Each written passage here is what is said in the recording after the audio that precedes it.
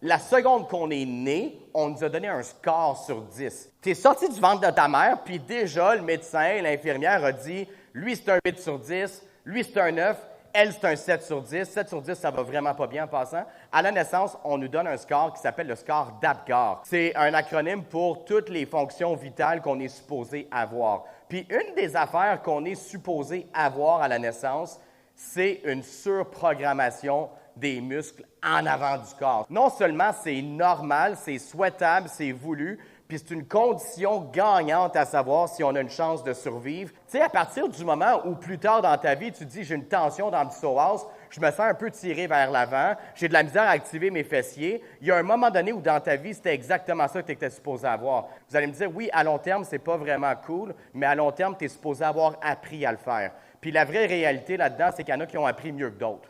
Puis c'est ces gens-là qui ont un tonus musculaire plus équilibré, qui ont justement, quand ils regardent de profil, qui ne sont pas pognés de même, puis que quand vient le temps de mettre les mains sur une barre puis de la lever avec les fesses, ils sont capables de le faire. Puis d'autres pour qui c'est plus difficile.